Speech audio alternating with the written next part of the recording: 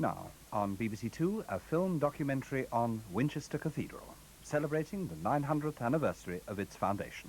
Still Centre.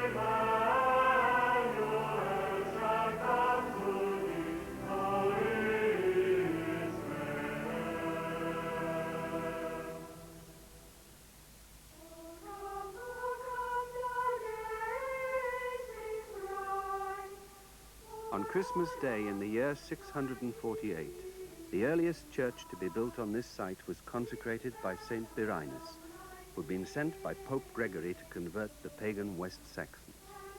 30 years later, that church became Winchester's first cathedral.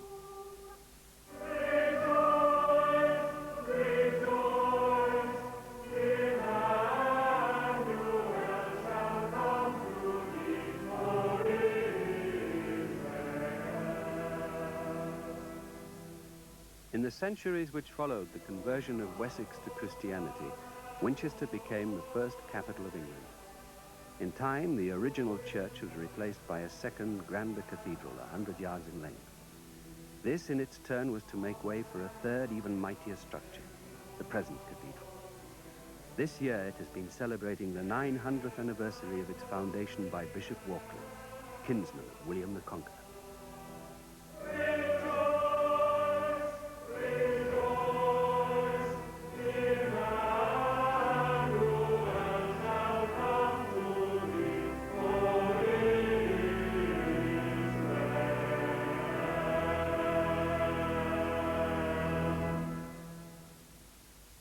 While one thinks of job here perhaps rather narrowly as the maintaining of a great building which can be found by people from all over the world as a place of refreshment and power, it is first and foremost a place, a building in which the worship of God is carried on ceaselessly. That is the first object as laid down in our statutes, and the first call on our time is this offering of worship. We inherit this from our predecessors here, the monks of the Benedictine order, who lived in these buildings and whose church the cathedral was from the 10th century right up to the Reformation. Their buildings are all round here. This deanery was the prior's house at that time. Even today, the cathedral is a community apart, separated from the city by the walls of its close. All its clergy and a proportion of its staff live in the old houses which nestle under the great bulk of the church itself. But as in the days of the monks, one important figure remains outside. Strictly speaking, the bishop is the highest authority in the cathedral. In practice, he enters and uses it at the invitation of the dean. We don't live in the close, and in a strange way, that dividing wall between the close and our garden out there is quite a barrier. I sometimes find that there are things that have been known in the close for a time before I find out about them. And that's right and proper, because it reminds me that it's not my job to interfere in what I would call the intimate day-by-day life of the cathedral and the close. But I also have in that wall a little secret door of which only I and the dean have got keys, and so that there's the other symbol, if you like. We're constantly slipping to and fro to consult one another, and we have a very, very close and intimate relationship in our planning and our thinking together, and I think that's what's important. The running of the cathedral is the responsibility of the Dean and Chapter. That's myself and 4 canons. I'm the chairman, but I like not to do anything unless I have got the chapter with me. I don't see any point in having a chapter that can't agree. O Lord, open thou our lips. God make speed to save us. Glory be to the Father, and to the Son, and to the Holy Ghost. As it was in the beginning, is now, and ever shall be, world without end. Amen. Praise We're not a series of monks now, we're secular clergy. We have homes, families, children. Nevertheless, we do carry on, as our monkish predecessors, the recitation every day of the Psalms, a continuation of the Benedictine Opus Dei, in other words, the worship of God day by day. And we still have these 3 services every day, at least, sometimes 5. So, in a sense, we do carry on under the changed circumstances of 1,000 years, what was started here in about 960.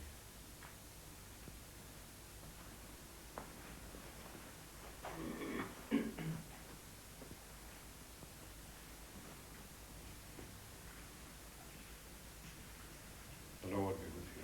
And thy spirit, Lift up your hearts. lift them up unto the Lord. Let us give thanks unto the Lord. The diocese of Winchester, which is centred on the cathedral, contains most of Hampshire, part of Dorset, and the Channel Islands. It's a beautiful and historic area where conservative ways and traditional values prevail. By contrast, in the north of the diocese, the old market centre of Basingstoke has become an overspill town for London, with new industries and a transplanted population who feel no special connection with Winchester or its ancient cathedral church. I don't think the cathedral, to us, is really very relevant at all. We have very little actually to do with them. There's about 2 or 3 services a year that we have anything to do with whatsoever. The problem is that you've got 2 different pictures of what the church is. I guess the dean and the canons are dominated by a view of the church which says that it's all about the temple, which is essentially something static, though they might deny that. Whereas I see it as being about the people of God, which is something moving and dynamic.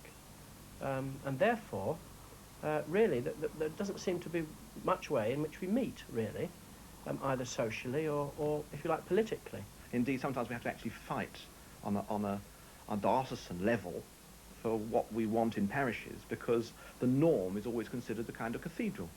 I mean, I do feel that Winchester is just about the most establishment town in Britain.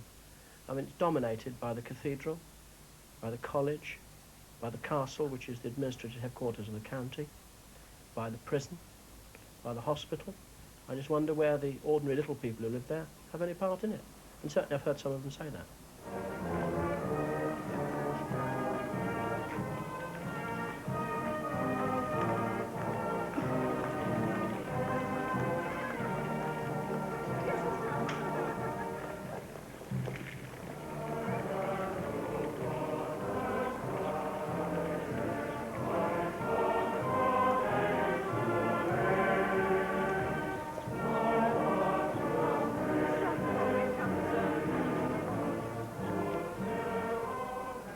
Palm Sunday marked not only the beginning of Holy Week, but also the start of the cathedral's 900th anniversary celebration. Its clergy and people were joined in procession through Winchester by Christians of several denominations. As the shadows lengthen toward Good Friday, Holy Week is normally a time for meditation. But this year, there was little room for quiet thought as Winchester prepared to experience all the upheaval of a state occasion.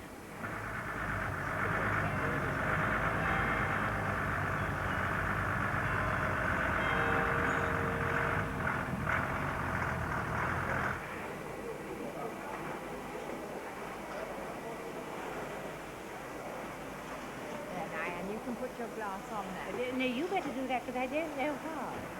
In fact. All that disruption, all the hard work and preparation, and all that patient anticipation on a particularly soggy Thursday morning were in aid of an exotic and some would say archaic ritual. As a special mark of favour and tribute in this 900th year, Winchester Cathedral had been chosen by Her Majesty the Queen for the 1979 distribution of the Royal Maundy, with all its attendant pageantry.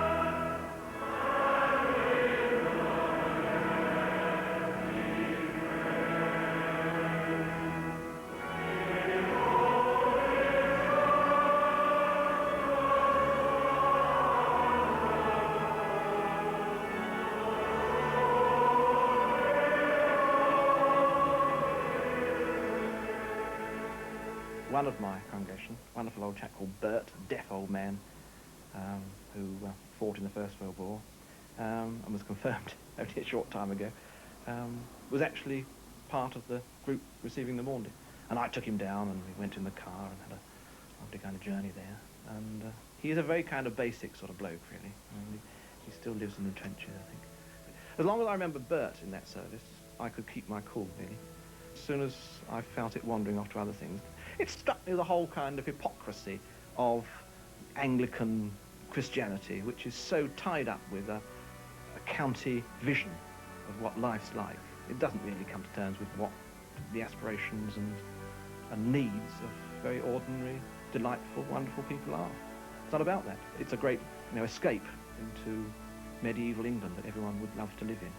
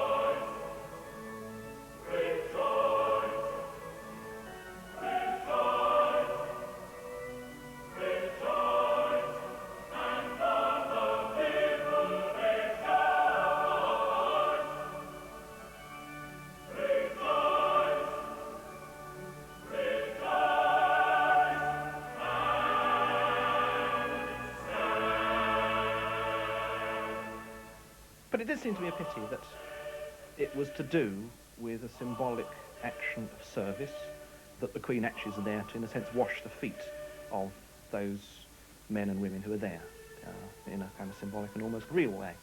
And in a way, what I was involved in the evening at All Saints was the same service done in totally different ways. I think I see the role of parish priests really to do with serving the people of God and not dominating them. It puts me, it seems to me, not in a kind of servile relationship, but it's a fairly indicative picture of what I see the role of the priest is, really. I have a great deal of sympathy with that, and I think probably when I was young, I would have shared their views.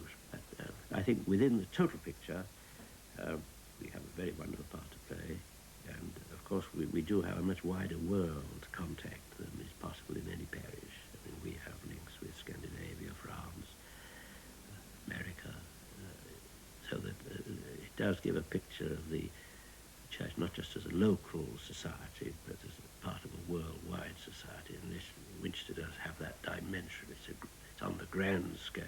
It's something of the majesty of God, the majesty of the church, which you can't possibly get in a smaller community, however wonderful, and I value that enormously, but they're complementary, not hostile to each other.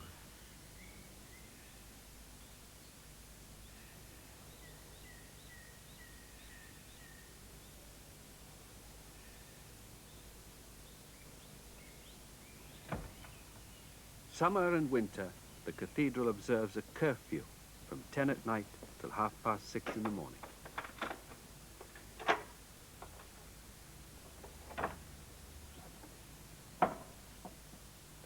Invariably, it's the close porter, Hughie Stenning, who starts off the daily routine of working life in and around the cathedrals.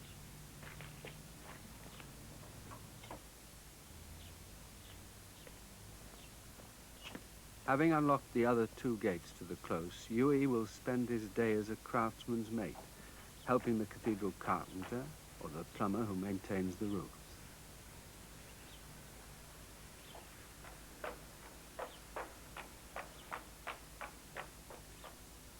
Up here, there are opportunities for a craftsman which would be difficult to find elsewhere. Dennis Offer, the plumber, relishes the scope which the roofs provide for working lead. The mallets, especially made for plumbers for bossing the lead. What we have to do is to move the lead from one place to another. In the very, very old days, they wouldn't stop and do all the bossing. They used to put a dog's ear in the end. The north aisle roof, that is probably the biggest area of lead that I've covered. It was just like something like 18 months. We found names actually beautifully scribed into the lead. One was my great uncle, one was my great grandfather.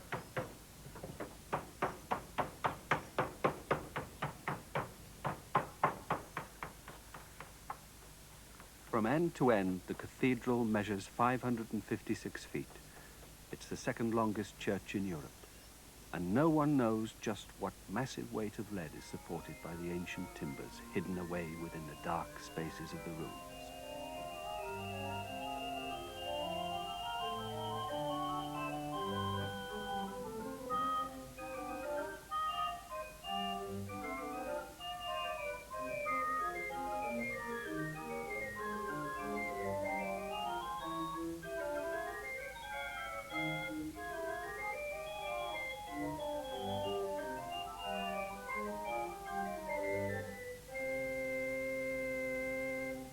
Music has never been more central to the cathedral's life than it is today, and the master of the music is a keystone of the working community in the close.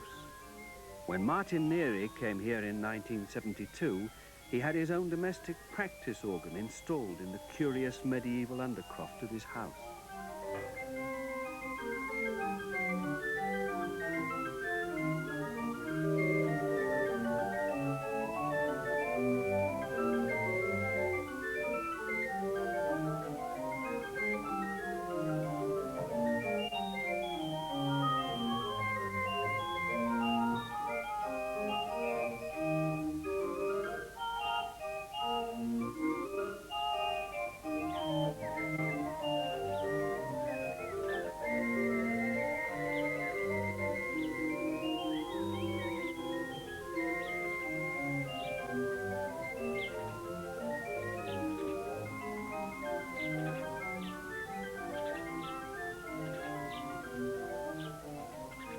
In the middle of the 12th century, the massive south transept was extended slightly to house the cathedral library, which is believed to be the oldest library in Europe to have remained in continuous use under the same roof. Its care and regulation are governed by the cathedral statutes. The opening sentence, perhaps, is of interest. There shall be, it says, in the cathedral church, one who is learned and discreet, chosen by the dean, with the consent of the dean and chapter, to be librarian and keeper of the archive. So Preeminent among the library's treasures is the Winchester Bible, a masterpiece of manuscript illumination at least as old as the library itself. I suppose this pair of initials is the most popular in the whole Bible. And it corresponded to an idea which they had in the 12th century. Do you notice on the left, it's David rescuing a sheep from a lion or from a bear. And then on the right-hand side is the Son of David, Christ, rescuing his sheep from an evil spirit and from the jaws of hell. And so when they read their Old Testament, they said, ah, yes, but that's also telling us about the New Testament. You might ask, why works of such great beauty in Winchester? I think it goes back possibly to the greatness of Alfred the Great. And then for about 300 years, both Saxon and Norman, this was a great centre of culture, and it was patronized by monarchs and great bishops. And so for about 300 years, there was a very great school of art, which is preeminent in Britain and certainly outstanding even in Europe. And this is associated very much with a bishop called Ethelwold, who introduced the Benedictine monks into Winchester about the year 960. A lot of the social history of England can be discovered in those early manorial rolls that tell of how the ordinary peasant lived. And this particular one is the oldest in our possession. It goes back to the year 1243 and refers to a place near Portland in Dorset. It's called a compotus roll, same word as the word computer, strange enough, and it has the income and the expenditure of that piece of land which was given to this monastery all those years ago. You might just be interested in a little translation of just a line or two, gives you some idea of the content. The account of Wyke near Portland, then it's the date, 1243, £8, 7 and 5 pence from the rents of Wyke near Portland, 4 pence from Anselm, the chaplain, 6 pence from Gilbert, someone else, 4 pence from somebody else, and that's the way the income of the monastery was made up. The scale of the cathedral is overwhelming, yet there are just 2 stonemasons to cope with the endless restoration. Norman Gooding first worked here 30 years ago. There was always an old-fashioned torque method that you never went back on the same job after you've done it. Once you've done it, that's it, finished with for life, your life. Architects see it quite often from a different point of view altogether. They're quite often conservationists as well, so they want to save lots of pieces of stone that the normal mason would want to take away, because if it hasn't got 50 years life left in it, it's hardly worth leaving. Oh, it's coming down. How is it? Right, we need a little bit off this corner here, no? Right, and we have that. Just there. And that puts that top up. A little bit off the bottom bed, I should imagine. Yeah, yeah. All the new stone has first to be carved into shape in the mason's workshop, tucked away at the back of the close.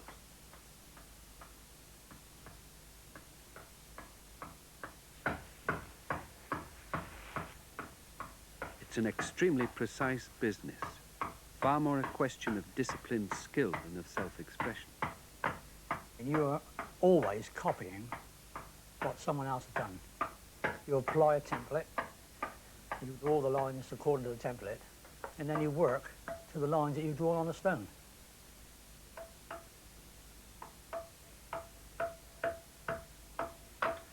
We always like to think that they're just as good or perhaps better than we are. So you've got this, I must do it to the best of my ability because I'm putting something back against work that was done by somebody hundreds of years before me. So it's always a challenge to perfect what you're doing.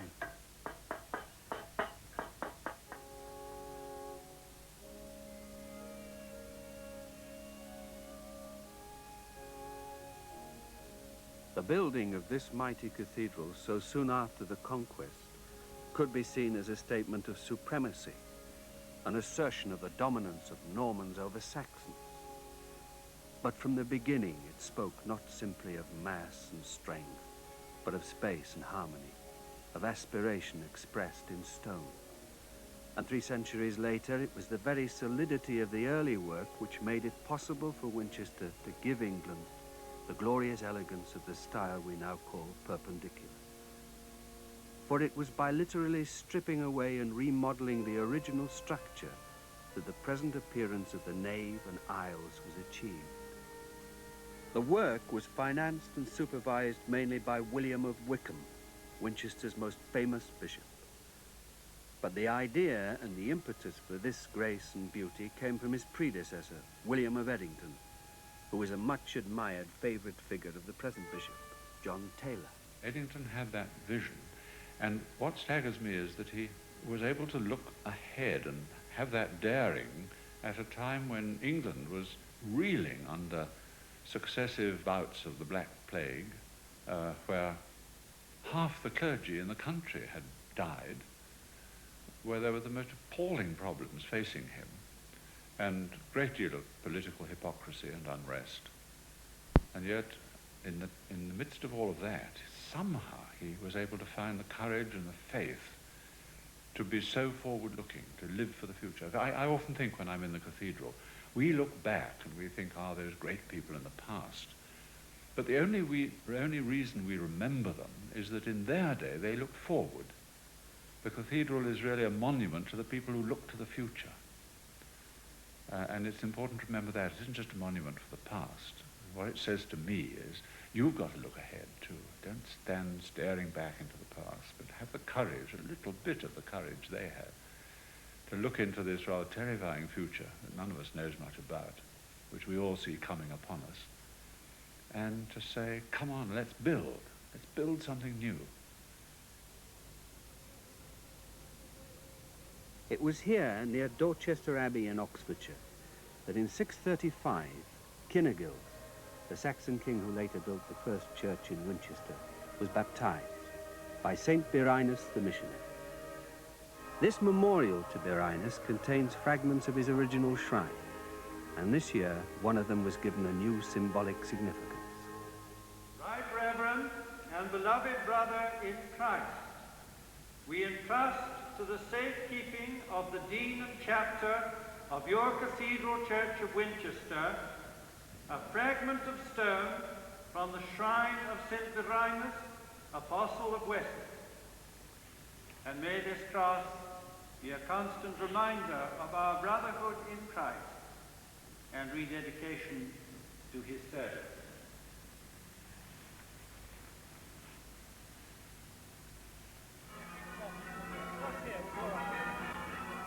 A new processional cross was to be carried on foot to Winchester and presented to the cathedral as a gift from the diocese.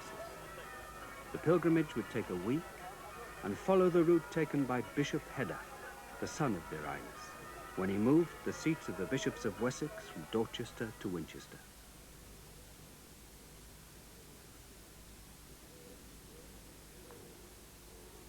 The early stages of the walk were organised by Bill Ind from Basingstoke. I found it a very meaningful thing personally because I'm very hooked on the idea of the church as the people of God, travelling on a journey. And therefore a pilgrimage of any kind, an actual physical walk, is very important. And I actually believe too that we learn a great deal from walking rather than travelling around in cars. You know, I think that on the whole God travels at 3 miles an hour, not at 50 or 60.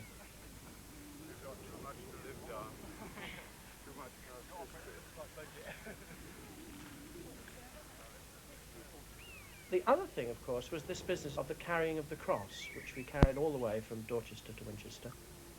And the real sense of privilege of carrying this beautiful cross. Also, a real sense, for the first time for me, of this diocese being a diocese. I mean, Basingstoke is a long way from Bournemouth. I mean, not just in distance, but in sociology as well. And therefore, to be doing this with people from Bournemouth, with people from Jersey, with people from Southampton and Winchester itself, terrifically moving. And then, of course, John Taylor himself was just extraordinary. I mean, you saw why he is so remarkable, and why, being behind a desk in Wolvesey, can't really be his scene very much. I think it wouldn't be wrong to say that he felt it was a journey like a journey in the Acts of the Apostles, really. It seemed to me that this pilgrimage, which was certainly a reenactment of a piece of history, and therefore in that sense looking back to our past, was very much a symbol of moving forward. And I think those who took part really caught something of that spirit and went back to the parishes to share it with other people. And it helped me to understand why people went on pilgrimage. That it wasn't just to reach some holy place, Jerusalem, St. Augusta, but it was much more what happened to you on the way. It was the actual deepening of our affection for one another in a very subtle, unforced sort of way that went on. Oh, Bill, you always have a cheering word to say. No, there is no word from me or from anyone else. No, I think it's not. Drawing nearer to Winchester, the pilgrims came into the rich farming country of Hampshire and were welcomed everywhere by the local gentry.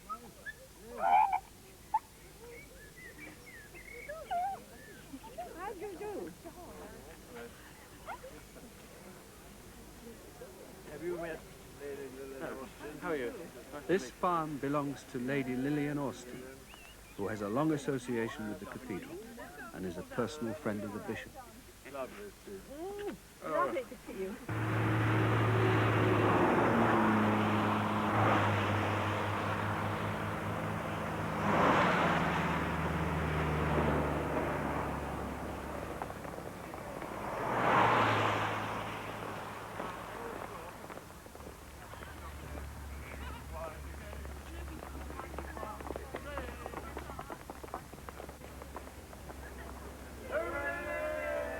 The final night of the pilgrimage would be spent at Barton Stacey Army Camp, where people from all over the diocese were to join the pilgrims ready for the entry into Winchester the next day.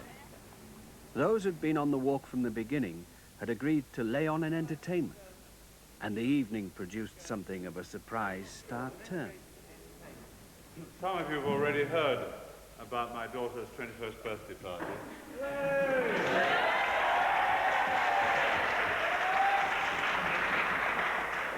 For those of you who've only just arrived, very briefly, she asked for an ancient Egyptian party, and we all came dressed up as Antony's and Cleopatra's. And I dressed up the house so it looked like a tomb. Oh, yes.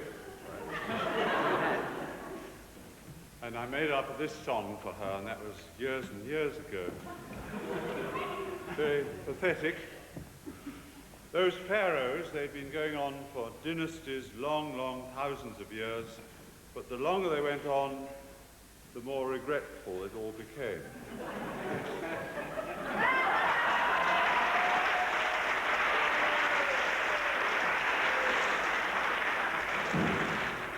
I'm the last of all the pharaohs. I'm Ptolemy the 10th. I'm tolerably regal, but I haven't anything. They dress me up with jewels, and with purple cloth I'm fitted, and all to hide the dismal fact, their monarch is half-witted.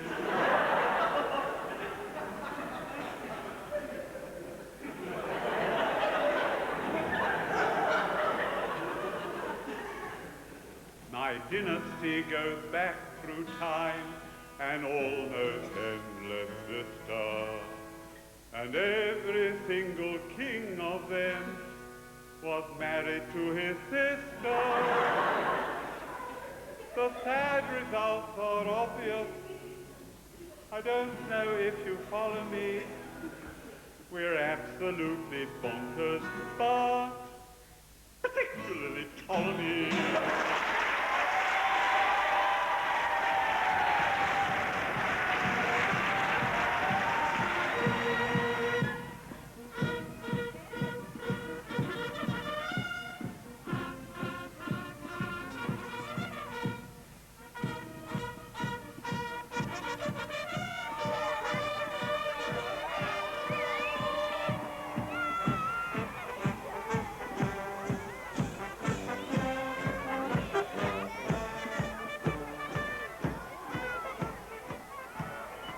They had been 7 days on the road and walked well over 70 miles. They had passed over 16 rivers and made 5 mass crossings of the A34. And now here they were, bang on time, to receive the cheerful welcome of the Dean.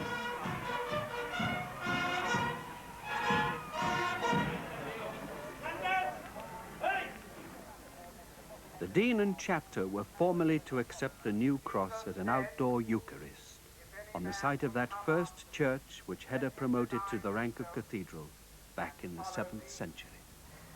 God forbid that I should glory save in the cross of our Lord Jesus Christ. When the enemy shall come in like a flood, the Spirit of the Lord shall lift up a standard against him. Thou, O God, hast given a banner to them that fear thee, that it may be displayed because of the truth. We have a certain amount of responsibility towards the diocese as a whole, Mother Church of the diocese, and then we have a responsibility towards the visitor who may come from Timbuktu or from Blackpool or wherever it may be. On the whole, naturally perhaps when one first comes here, one thinks of them in that order of responsibility. First to the people here, secondly to the diocese, and thirdly to the world at large. I rather changed my mind on this. I'm not sure now that the exact reverse isn't true, that our greatest responsibility is towards the visitor, secondly to the diocese, and all of us who live within the close have got a common responsibility to put ourselves last and to do what we can for the others. I think of it as a source, a very deep source and a very ancient source of peace, refreshment, power for human beings who come to it. They come in such numbers that we can't get, as it were, very close to them. But I think of it as a very large part of my job is to run the cathedral with our helpers in such a way that those who come will find here that refreshment and power that I was speaking of earlier. I don't think those who have not been in the cathedral for a service get really the best opportunity of, so to speak, hearing what it has got to say to them. I think that the actual doing of the liturgy each day, preferably with the music, with the choir there, says something to people that they don't quickly forget. The Lord be with you. And with thy spirit. Lift up your hearts. We lift them up unto the Lord. Let us give thanks unto the Lord our God. It is meet and right so to do. Therefore with angels and archangels, and with all the company of heaven, we laud and magnify thy glorious name, evermore praising thee and saying,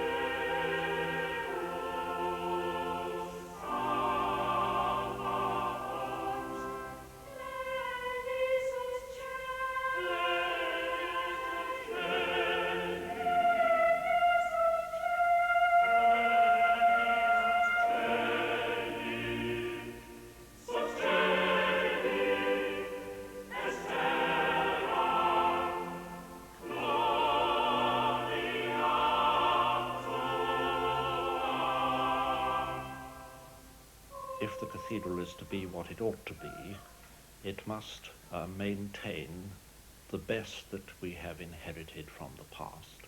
And the building itself demands a certain standard of liturgy, just as we have to conserve the building as a piece of architecture, so we should conserve the liturgy likewise. And those that have grown old with the cathedral are the kind of liturgies that go best in it. And when he had given thanks to thee, he gave it to them, saying, Drink ye all of this, for this is my blood of the new covenant, which is shed for you and for many for the remission of sins. Do this as oft as ye shall drink it, in remembrance of me. One is aware in the cathedral of the transcendence of God as much as of his immanence. All this adds up to a feeling that one is in touch with the eternal rather than the passing of the moment. And grant that we may so eat and drink these. My deep concern is to see that the cathedral does fulfill the spiritual functions it's there for, and with this I know that I'm totally in line with the views of the Dean himself. But if it came to it, if I found the cathedral becoming too privatized, too precious, like a little ivory tower, then I think I would feel that my authority must be exercised to say, as Thomas à Becket does in that marvelous play, unbar the doors, unlock the doors. I will not have this house of prayer, this home of Christ, this sanctuary made into a fortress. Open the doors.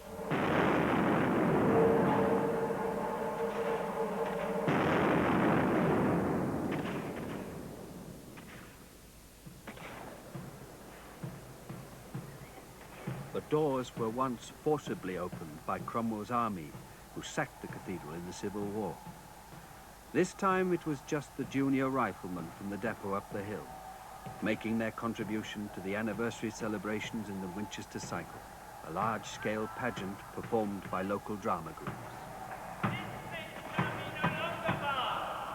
Open up and let my people pass! Almighty God! Converse or rule all of Rome!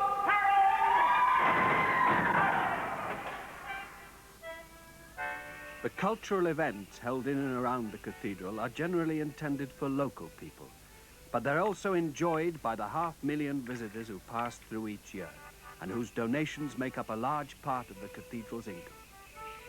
If we want a round figure, the total cost for maintaining the cathedral at the moment is about 200,000 a year. And the pressure on us is to become part of the tourist trade, frankly.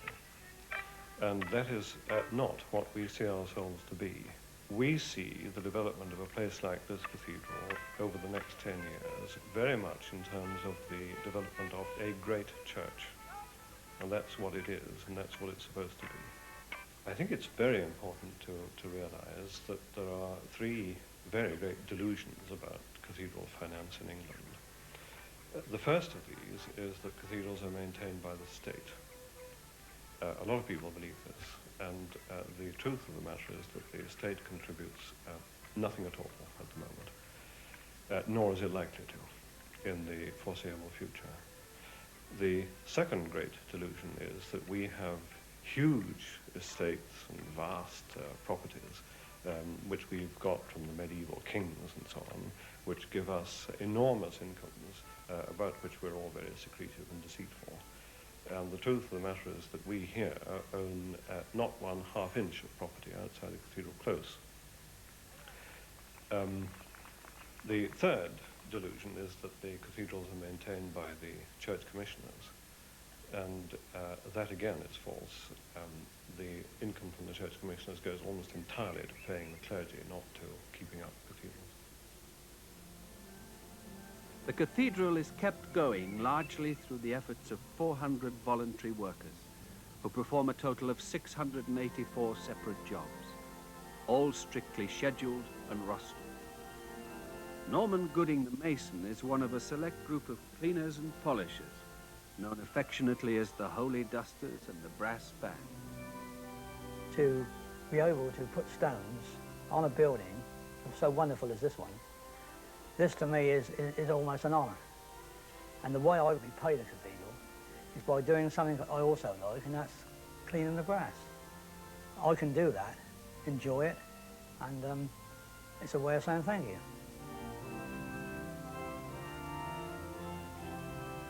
No, I don't belong to the Friends of the Cathedral, and I personally feel that I do enough, you know, but they are very good to us, you know. I mean, they do in actual fact pay for most of the stone that we use. So without the Friends of the Cathedral, we really couldn't exist.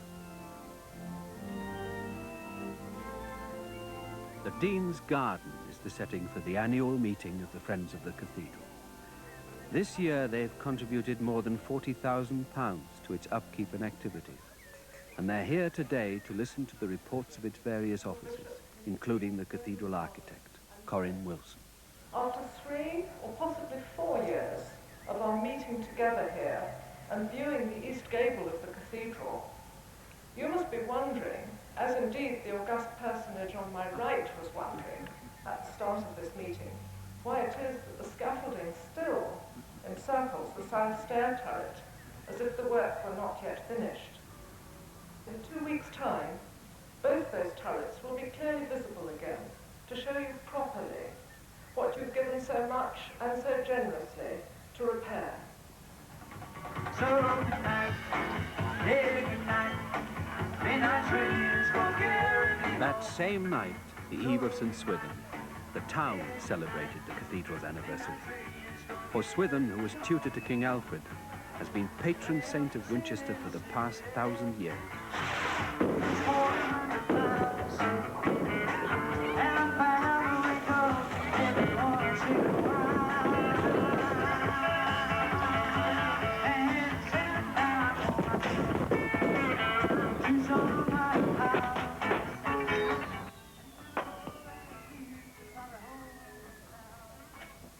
Within the close, St. Swithin is remembered and revered as a great Bishop of Winchester in the 9th century. He lends his name to the annual patronal festival, when the Dean and Chapter are called upon by their own bishop to rededicate themselves to the service of the cathedral. Here in Winchester is such a place where for 13 centuries men have been aware of the presence of God. Here they have sought refuge in time of trouble and given thanks in time of joy. Here they have received hope and strength. To you, Dean and Chapter, is entrusted the work of making it what God calls it to be in each generation, a center of Christian life and witness. I am aware of our predecessors, but in this house rather than in the cathedral, going back to the priors of the medieval monastery who lived in this house, and right through this particular room was built by a 17th century dean. I have a portrait up there of one of my predecessors in the middle of the last century, who combined being dean with being master of the temple, and did it for about 40 years.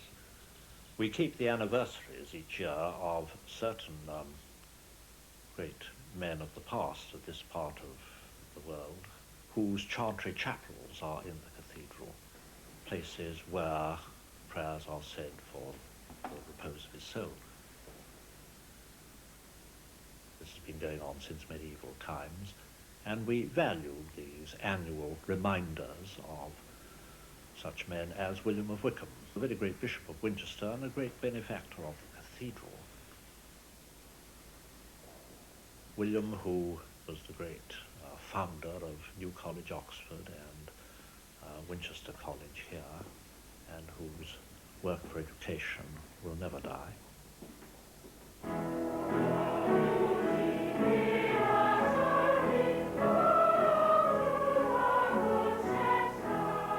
The Dean and Chapter are themselves governors of the Pilgrim School in the Cathedral Close, where the 20 choristers of the cathedral and the 16 choristers of Winchester College Chapel make up roughly a quarter of the pupils.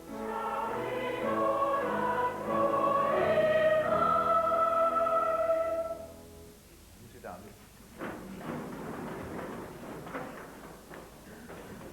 I've heard very good reports of the concert given by the choristers on Thursday and on Saturday in the Bishop's Palace. Everyone who heard it has been very pleased. Congratulate you. Now there are some colours to give for football on Saturday, which go to Casper Ridley and Philip Baldwin. The curriculum is designed to prepare boys for the common entrance examination to public school, and the choristers' musical activities are extra to their normal school work.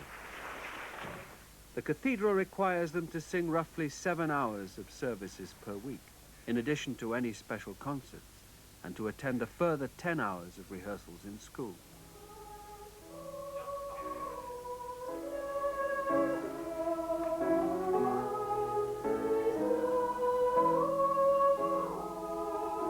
That's lovely.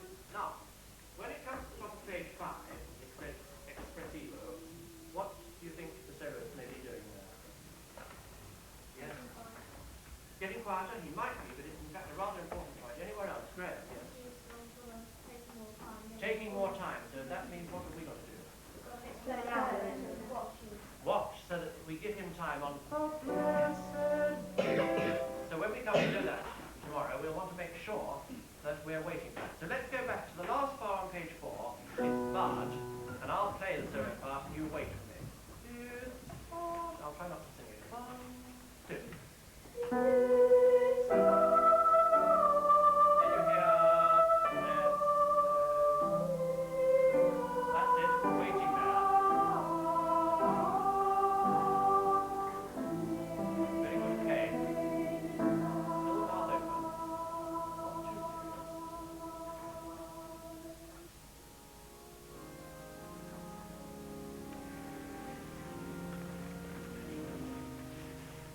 The life of a chorister is very disciplined. He is expected to take his obligations seriously, and no boy may wear the white surplice which betokens his office till he has been formally dubbed by the dean.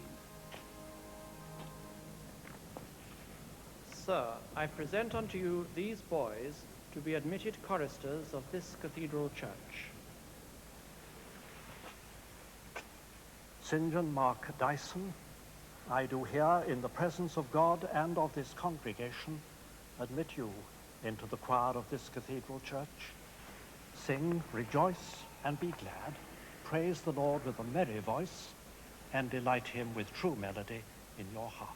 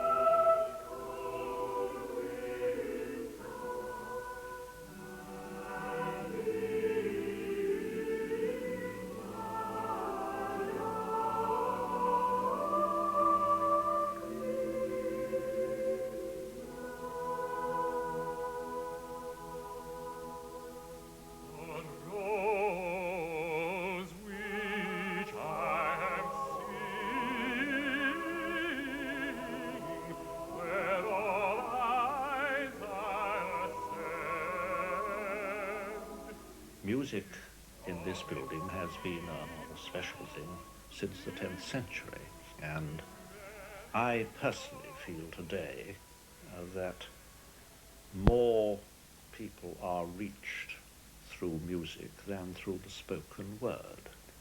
At evensong on the Friday before Advent, and just in time for the carols, the cathedral saw the installation of its new precentor, Roger Job. It's a measure of the value attached to music and ritual in Winchester that the role of precentor has in recent years been accorded the full dignity of a residentiary canon. Starumque, tribendi tuae assignare solitum tibi assigno. In days when people have got a bit weary of oratory and so forth, sermons, I won't say are out, but they don't have the same impact upon people, and I fully recognize this, and I've always thought that music does in fact speak to people, and better than all our sermons do, provided it's of a quality and of of a high standard, and this is what we have aimed to do.